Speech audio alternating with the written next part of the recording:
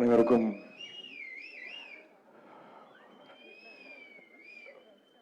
என்ன time limit?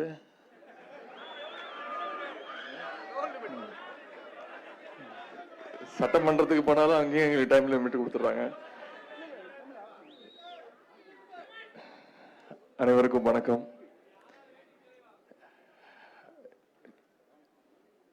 நான் கடைசியா பேசுறதா இருந்தது, இருந்தாலும் நான் முதல்ல பேசிடுறேன். நானும் இங்கே வந்திருக்கக்கூடிய பல்வேறு பேச்சாளர்கள், பல்வேறு துறையினை சேர்ந்தவர்கள், பத்திரிகையாளர்கள், அமைச்சர்கள், தலைவர்கள் இந்தியா முழுவதும் வந்திருக்கிறாங்க. அவங்களுடைய பேச்சையெல்லாம் நானும் கேட்க அவரோட காத்திருக்கிறேன். அதனால் உங்ககிட்ட நான் அன்போடு கேட்டுக்கொள்வது, அன்போடு மட்டுமல்ல ஒரு கட்டளையாக நான் சொல்வது, நான் பேசி முடித்தவுடன் யாரும் போயிடக்கூடாது. எனக்கு தெரியும் சாப்பாடு டைமு. எனக்கு இருக்கிற ஒரே வருத்தம், நேற்றும் இந்த நிகழ்ச்சியில் கலந்திருக்கலாம். பல்வேறு தலைவர்கள் பேசியிருக்கிறார்கள், பல்வேறு சொற்பொழிவாளர்கள் பேசியிருக்கிறார்கள், முக்கியமான தலைப்புகளை பேசியிருக்கிறாங்க. கடைசி வரை அவர்கள் இந்தியா முழுக்க இருந்து பல்வேறு மாநிலங்களிலிருந்து வந்திருக்கிறாங்க. பல்வேறு நல்ல கருத்துக்களை சொல்ல வந்திருக்கிறாங்க. அதையெல்லாம் நான் இந்த நிகழ்ச்சியை முடிக்கிற வரைக்கும் நான் அமர்ந்து கேட்கப் போகிறேன். அதே போல் நீங்களும் அமர்ந்து அவர்களுடைய பேச்சுக்கு அதையெல்லாம் உள்வாங்கி நீங்கள் அந்த வரவேற்பை அவர்களுக்கு கொடுப்பீர்கள் என்று நான் நம்புகிறேன். முதல்ல அனைவருக்கும் மே தின, உழைப்பாளர் தின வாழ்த்துக்களை தெரிவித்துக் கொள்கிறேன்.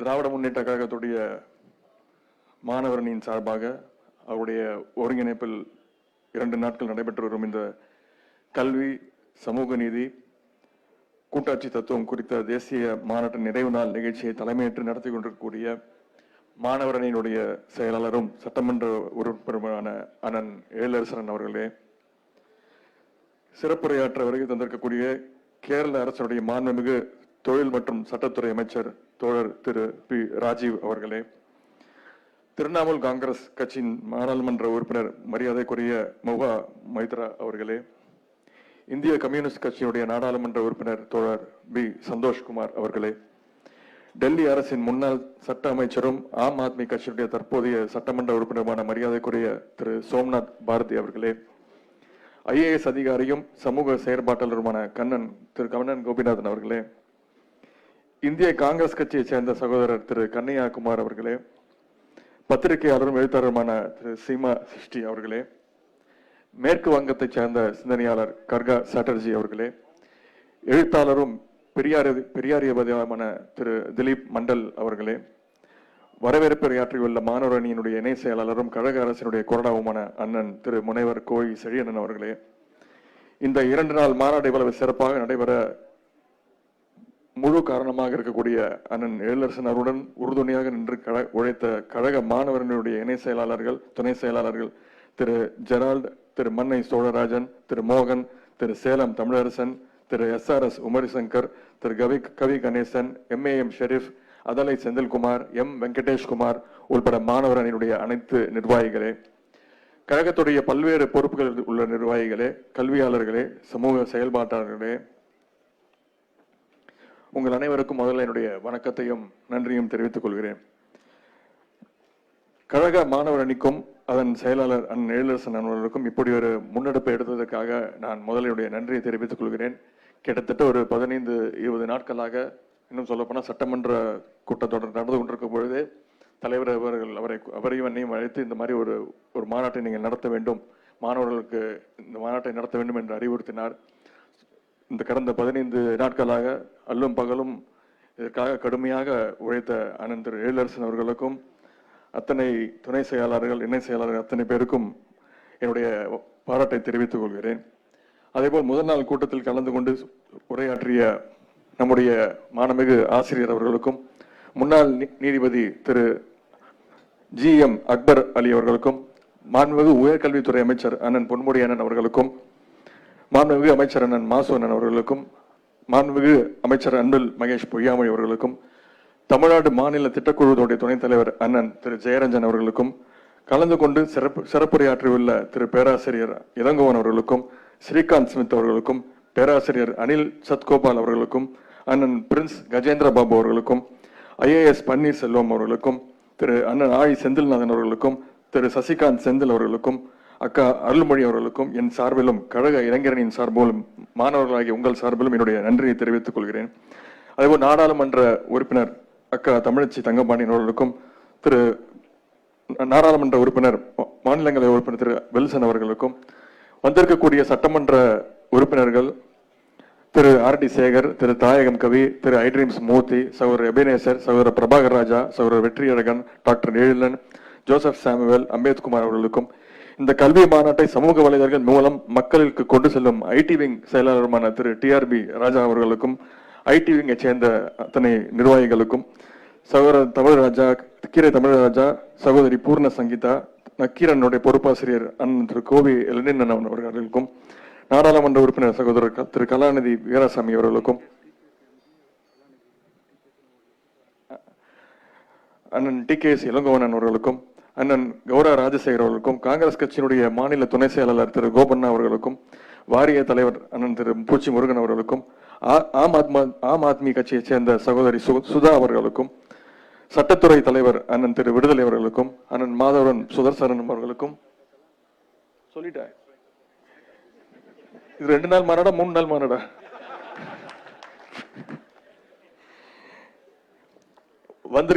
முக்கியமாக வந்திருக்கக்கூடிய அண்ணன் மயிலாப்பூர் சட்டமன்ற உறுப்பினர் அண்ணன் திரு வேலன் அவர்களுக்கும், தெரிந்த முகங்கள் பலர் இருக்கிறீர்கள், தெரியாத முகங்கள் பலர் இருக்கிறீர்கள். முக்கியமாக வந்திருக்கக்கூடிய மாணவ செல்வங்கள் உங்கள் அத்தனை பேருக்கும், மருத்துவக் கல்லூரி மாணவர்களுக்கும், நீட் தேர்வால் பாதிக்கப்பட்ட குடும்பங்களை சார்ந்த என்னுடைய சொந்த குடும்பத்தை சேர்ந்த அக்காக்களுக்கும், அம்மாக்களுக்கும், தங்கைகளுக்கும், தம்பிகளுக்கும், இங்கே இந்த மேடையில பல கல்வியாளர்கள், பெரிய வாசிப்பாளர்கள், நீண்ட நெடிய அரசியல் அனுபவம் பல்வேறு துறையிலிருந்து வந்திருக்கிறார்கள். ஆனால் என்னை எதற்கு சிறப்பு விருந்தினராக இங்கே அழைத்தார்கள் என்று நான் எண்ணி பார்த்தேன். எனக்கு இருக்கக்கூடிய நான் இப்பொழுதுதான் முதலாக சட்டமன்ற உறுப்பினராக தேர்ந்தெடுக்கப்பட்டிருக்கிறேன். முதலாக எனக்கு இருக்கக்கூடிய இந்த நிகழ்ச்சியிலே நான் கலந்து கொள்கிறேன் என்றால் சிறப்பு விருந்தினராக எனக்கு இருக்கக்கூடிய ஒரே தகுதி, ஒரே உரிமை தங்கை அனிதாவுடைய அண்ணன் அப்படின்ற அந்த ஒரே ஒரு உரிமைதான்.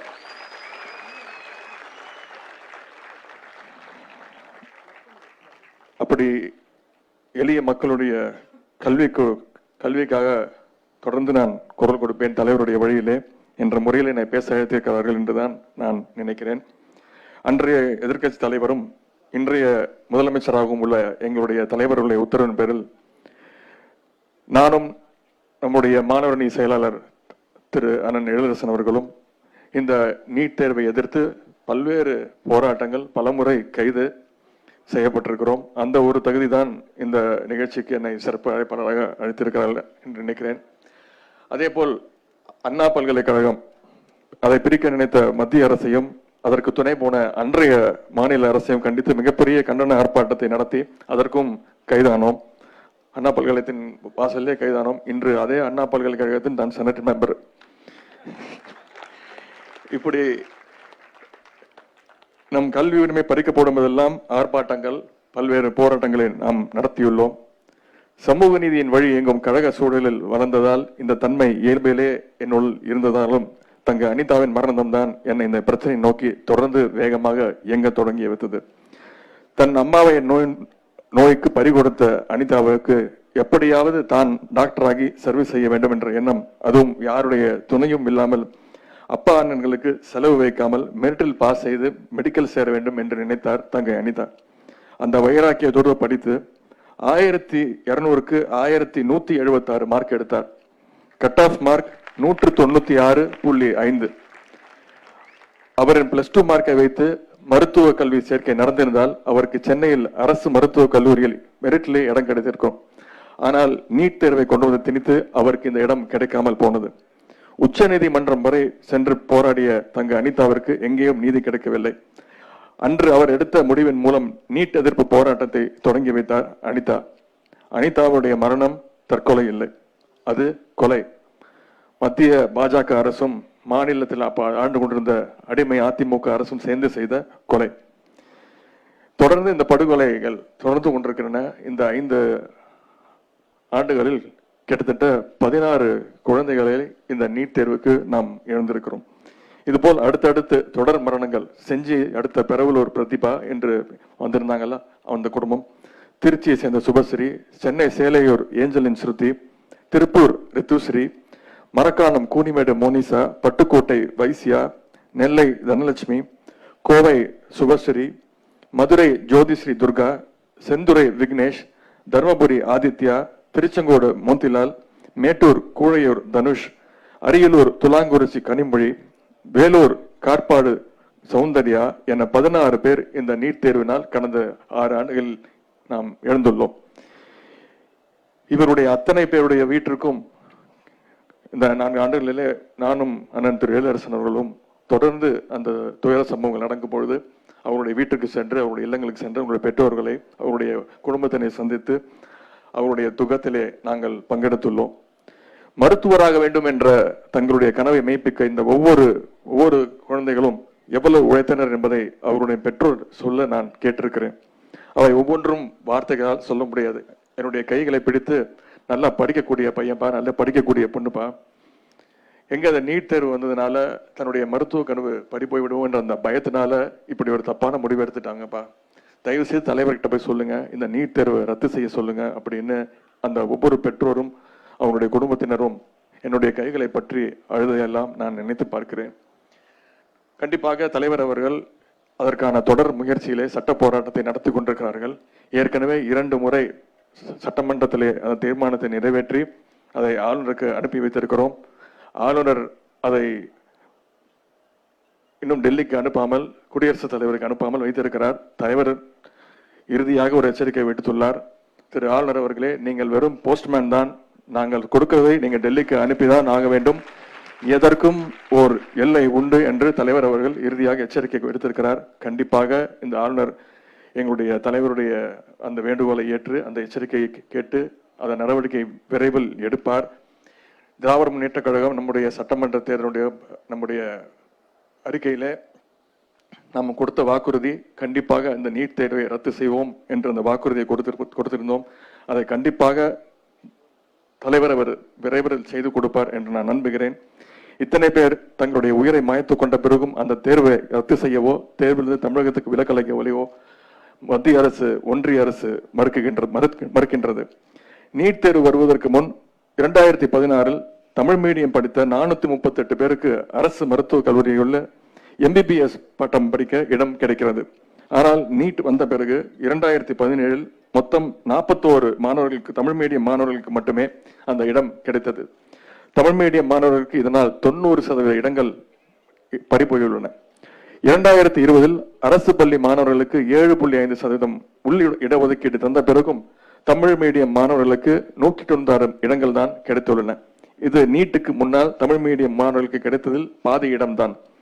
நீட் தேர்வுக்கு முன்பு 2016 தமிழ்நாடு பள்ளி கல்வி திட்டத்தில் படித்த 2369 மாணவர்களுக்கு அரசு மருத்துவக் கல்லூரிகள் MBBS சீட் கிடைத்தது.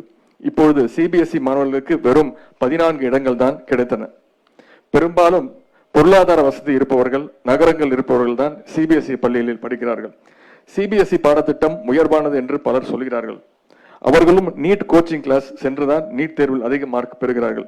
இவ்வளவுக்கும் CBSE பாடத்திட்டத்தில் இருந்துதான் நீட் தேர்வில் கேள்விகள் கேட்கப்படுகின்றன. வசதியுள்ள மாணவர்கள் தான் கோச்சிங் மையங்களுக்கு போய் பயிற்சி எடுத்து நீட் தேர்வில் மார்க் பெறுகிறார்கள். குறைவான திறனுள்ள மாணவர்கள் MBBS படித்து டாக்டர் ஆகும் நிலைமையை நீட் உருவாக்கியுள்ளது. நீட் தேர்வுக்கு எப்படி பதில் எழுதினால் மார்க் கிடைக்கும் என்பதைத்தானே கோச்சிங் சென்டரும் சொல்லித் தருகிறார்கள். +2 வரை கற்றுத்தருவதில் கிடைக்கும் அடிப்படை அறிவு நீட் தேர்வு பாஸ் ஆகிவிட்டால் வந்துவிடாது. நீட் என்பதே ஒரு ஏமாற்று வேலை. சமத்துவத்துக்கும் சமூக நீதிக்கும் எதிரான இந்த நீட் தேர்வை தொடக்கத்தில் இருந்தே திமுக எதிர்த்து வருகிறது, தொடர்ந்து எதிர்க்கும். இந்தியாவிலே வேறு எந்த மாநிலத்திலும் நீட் எதிர்ப்பு குரல் எழாத போது மிகுந்த தொலைநோக்கு பார்வையுடன் எதிர்த்ததுதான் திராவிட முன்னேற்ற கழகம். அதை நுழைவுத் தேர்வை ஆரம்பத்திலே எதிர்த்ததுதான் நம்முடைய முத்தமிழர் கலைஞர் அவர்கள். முத்தமிழர் கலைஞர் அவர்கள் முதல்வராக இருந்தவரை, ஏன் இன்னும் சொல்ல போனால் மறைந்த முதலமைச்சர் ஜெயலலிதா அம்மையார் உயிரோடு இருந்தவரை தமிழ்நாட்டுக்கு இந்த நுழைவுத் தேர்வு அனுமதிக்கப்படவில்லை. அந்த அம்மையார் இறந்த பிறகுதான் இந்த அடிமை அதிமுக அரசு நுழைவுத் தேர்வை பாஜக அவருடைய சொல்லை கேட்டு இந்த நீட் தேர்வை நுழைத்தது. நாம் கழகம் ஆட்சி அமைத்த பிறகு நீதியரசர் திரு ஏ கே ராஜனுடைய தலைமையில் குழு அமைத்து அறிக்கை பெறப்பட்டது. அந்த அறிக்கை பல்வேறு மாநிலங்களுக்கு அவரவர் மொழியில் மொழிபெயர்க்கப்பட்டு நேரில் வழங்கப்பட்டது.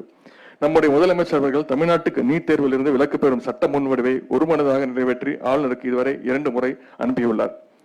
7 கோடி தமிழ் மக்களின் உத்தரவை மதிக்க வேண்டியதுதான் கவர்னருடைய ஆளுநருடைய கடமை. நீட் தேர்வுக்கு விலக்கு தரும் சட்டத்திற்கு கவர்னர் ஒப்புதல் தராமல் இருப்பது 7 கோடி தமிழ் மக்களை அவமதிக்கும் செயல். ஆளுநர் முட்டுக்கட்டை போட்டாலும் நம்முடைய முயற்சிகள் தொடர்ந்து கொண்டிருக்கும். நீட் ஒழிப்பு விஷயத்தில் தமிழ்நாட்டின் குரலோடு ஏனைய மாநிலங்களும் இணைய வேண்டும் என்று இந்த நேரத்தில் நான் அத்தனை பேருக்கும் கோரிக்கை வைக்கின்றேன். தங்கை அனிதா இன்று உயிரோடு இருந்திருந்தால் அவர் இன்று டாக்டர் அனிதா. அவர் உள்ளிட்ட 16 பேரையும் நம் நினைவில் ஏந்தி நீட் தேர்வு ஒழியும் வரை நம்முடைய போராட்டத்தை தொடர உறுதி எடுத்துக் கொள்ள வேண்டும் என்று உங்கள் அத்தனை பேரையும் கேட்டுக்கொள்கிறேன். இந்த போராட்டத்தை கடந்த நூற்றாண்டில் மிகவும் தீவிரமாக நடத்திய இயக்கம் நீதி கட்சி, அதன் தொடர்ச்சியாக திராவிடர் கழகம், அதைத் தொடர்ந்து திராவிட முன்னேற்ற கழகம். பெரியாரும் பேரறிஞர் அண்ணாவும் முத்தமிழர் கலைஞரும் நடத்திய இந்த போரை இப்பொழுது நம்முடைய மாண்புமிகு முதல்வர் அவர்கள் தொடர்ந்து நடத்தி கொண்டு வருகிறார். முத்தமிழர் கலைஞர் அவர்களுடைய ஆட்சியில்தான் உயர்நிலை பள்ளியில் இருந்து பட்டப்படிப்பு மற்றும் பட்ட மேற்படிப்பு வரை பயிலும் மாணவர்களுக்கு இலவச கல்வி வழங்கப்பட்டது. அதனால்தான் தொடக்க கல்வியிலும் நடுநிலை கல்வியிலும் 100% மாணவர் சேர்க்கையை நாம் சாதித்திருக்கிறோம். உயர்நிலை பள்ளி சேர்க்கையில் சதவீதம் 94%, மேல்நிலை பள்ளியில் சேர்க்கை 78%. தமிழ்நாட்டில் உயர்கல்வி பயிலும் மாணவர்களுடைய அளவு 51.4%. இந்திய அளவில் உயர்கல்வி படிக்கும் மாணவர்கள் 27.1% மட்டும்தான். தமிழ்நாட்டில் மட்டும்தான் 50 மருத்துவக் கல்லூரிகள் இருக்கின்றன. இன்னும் இந்த தலைவர் அவர்கள் இன்று சட்டப்பேரவையில் அறிவித்திருக்கிறார். இந்த சட்டமன்ற கூட்டத்தொடரிலே மேலும் 11 புதிய மருத்துவக் கல்லூரிகள் இந்த ஆண்டு தொடங்கப்படும் என்று தலைவர் அறிவித்திருக்கிறார். தமிழ்நாட்டில் இருக்கும் ஒடுக்கப்பட்ட மக்களுக்காக மட்டும் நாம் போராடவில்லை. இந்தியா முழுவதும் வாழும் பட்டியல் சமூக பிற்படுத்தப்பட்ட மக்களுக்கும் அவருடைய கல்வி உரிமைக்காகவும் திராவிட முன்னேற்ற கழகம் போராடி வந்து கொண்டிருக்கிறது. மருத்துவ படிப்புகளில் அகில இந்திய அளவில் பிற்படுத்தப்பட்ட மாணவர்களின் இடஒதுக்கீட்டு உரிமையை ஒன்றிய அரசு மறுத்து வந்த நிலையில் உச்ச நீதிமன்றத்தில் சட்ட போராட்டம் நடத்தி இந்தியா முழுவதும் உள்ள வாழும் பிற்படுத்தப்பட்ட மாணவர்களுக்கு மருத்துவ படிப்புகளில் 27% இடஒதுக்கீடை பெற்று தந்தவரும் நம்முடைய மாண்புமிகு தமிழக முதல்வர் அவர்கள் தான், திராவிட முன்னேற்ற கழகம் தான். இந்தியா முழுவதும் பிற்படுத்தப்பட்ட மாணவர்களுக்கு உரிமையை பெற்று தந்த இந்த தீர்ப்பு இந்திய சமூக நீதி வரலாற்றில் ஒரு மைல்கல்லாக இருப்பதுடன் இந்தியாவுக்கே அது வழிகாட்டியாக அமைந்துள்ளது. முக்கியமாக கல்வியை முழுக்க ஒன்றிய அரசு தன்னுடைய கட்டுப்பாட்டுக்கு கொண்டு செல்ல அது முற்படுகின்றது.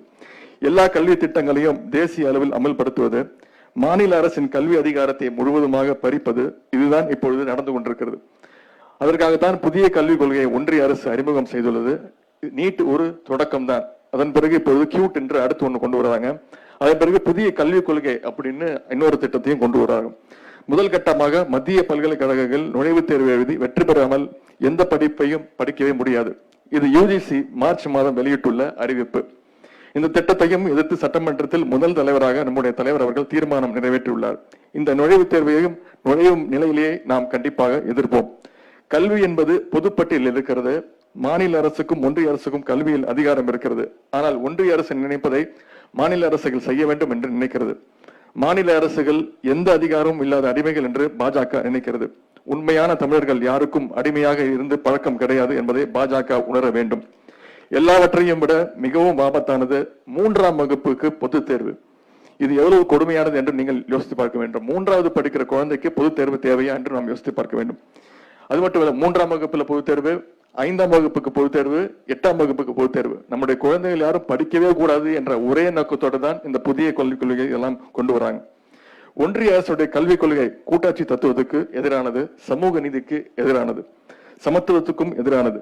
இந்தியையும் சமஸ்கிருதத்தையும் திணிப்பது, மாநில மக்களின் பண்பாட்டை அழித்து இந்துத்துவ பண்பாட்டை புகுத்துவது, தாழ்த்தப்பட்ட பிற்படுத்தப்பட்ட ஏழை எளிய கிராமப்புற மக்களுக்கு கல்வி உரிமையை மறுத்து அவருடைய கல்வியை இருந்து வெளியேற்றுவது. எனவே இந்த புதிய கொள்கையை திராவிட முன்னேற்ற கழகம் தொடக்கத்திலேயே எதிர்த்து வந்திருக்கிறது. இதற்கு மாற்றாக நமது அரசு மாநில அளவில் கல்விக் கொள்கையை உருவாக்கி வருகிறது. அதற்காக மாண்பு முதலமைச்சர் அவர்கள், தலைவர் அவர்கள் உயர்நிலை குழு அமைத்துள்ளார். இதன் முதல் கட்டமாக தமிழ்நாட்டில் இருக்கும் 13 பல்கலைக்கழகங்கள் துணைவேந்தர்களை ஆளுநருக்கு பதில் தமிழ்நாடு அரசே நியமிக்கும் என்ற சட்டமன்றத்தில் நாம் தீர்மானம் நிறைவேற்றியுள்ளோம். தமிழ்நாட்டில் இருக்கும் கல்லூரிகளையும் பல்கலைக்கழகங்களையும் அரசு நிதி ஒதுக்கி நிர்வாகம் செய்யும் போது பல்கலைக்கழக துணைவேந்தர்களை நியமிக்கும் அதிகாரம் மாநில அரசுக்குத்தான் இருக்கிறது. பல்கலைக்கழக பாடத்திட்டங்களையும் கல்விக் கொள்கைகளையும் தமிழ்நாடு அரசே முடிவு செய்யும். இதில் ஆளுநருக்கு எந்தவித அதிகாரமும் இல்லை. தமிழ்நாடு அரசின் கல்விக் கொள்கையை செயல்படுத்தும் தகுதியுள்ளவர்களை கண்டறிய மாநில அரசால் தான் முடியும். தமிழ் மக்களுக்கான கல்விக் கொள்கையை உண்மையான திராவிட இயக்கமான நாம் உருவாக்குவோம். தாழ்த்தப்பட்ட பிற்படுத்தப்பட்ட ஏழை எளிய கிராம மக்களுக்கு தரமான கல்வியை வழங்குவோம். தாய்மொழி தமிழை பாதுகாப்போம். சமத்துவ சமூக நீதியை என்றும் காப்போம். அனைவருக்கும் கல்வி என்று உயர்ந்த லட்சியத்தை பெரியாரும் பேரறிஞர் அண்ணாவும் முத்தமிழர் கலைஞரும் உயர்த்தி பிடித்த திராவிட இயக்கத்தின் லட்சியத்தை மாண்புமிகு முதல்வர் அவர்கள் வழி நின்று நாம் நிறைவேற்றி காட்டுவோம். பாஜக ஆளாத அனைத்து மாநில அரசுகளும் மாநில கட்சிகளும் பாரதிய ஜனதா கட்சியின் அந்த புதிய கல்விக் கொள்கையை எதிர்ப்பதில் ஓரணையில் நின்று பணியாற்ற வேண்டும் என்று கேட்டு என்னுடைய உரையை முடித்துக் கொள்கிறேன். I thank the participants who took part in this national conference on education, social justice and federalism organized by the DMK student wing.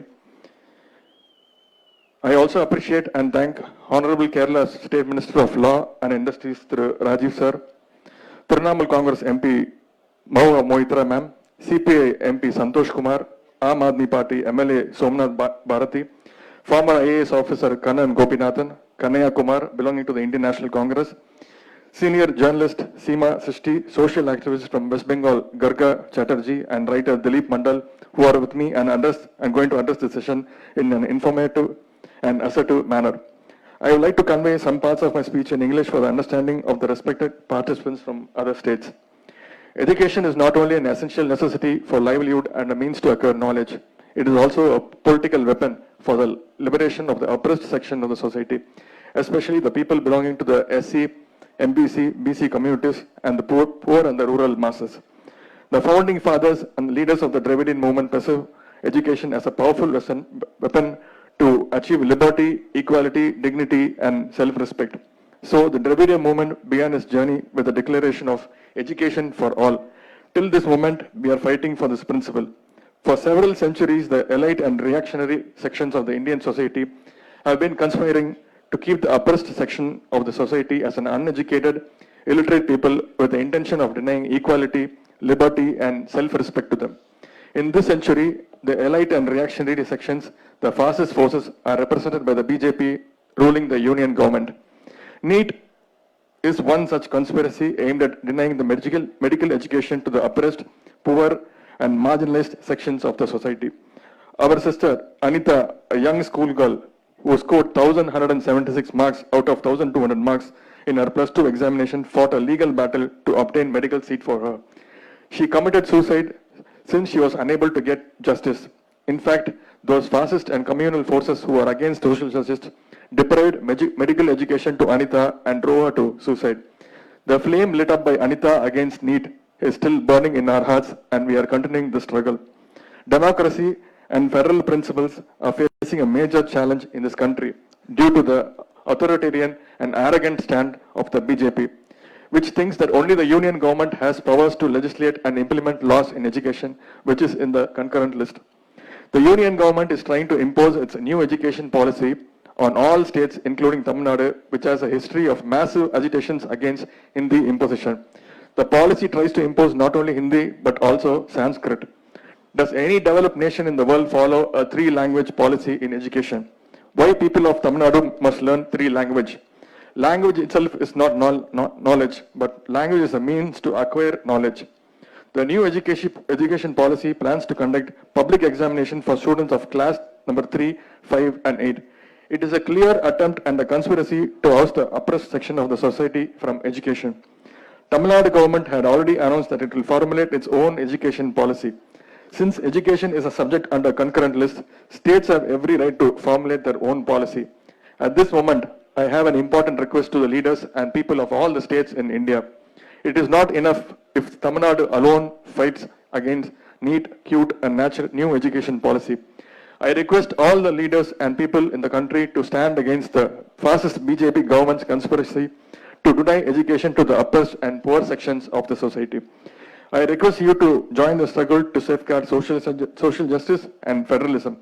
We can achieve our goals only if we stand united and fight against the reactionary, backward and anti-people forces headed by the BJP. I hope all of you join the struggle for the equality, dignity, self-respect and liberation of the oppressed classes of India. Thank you. Nandri. Vanakkam.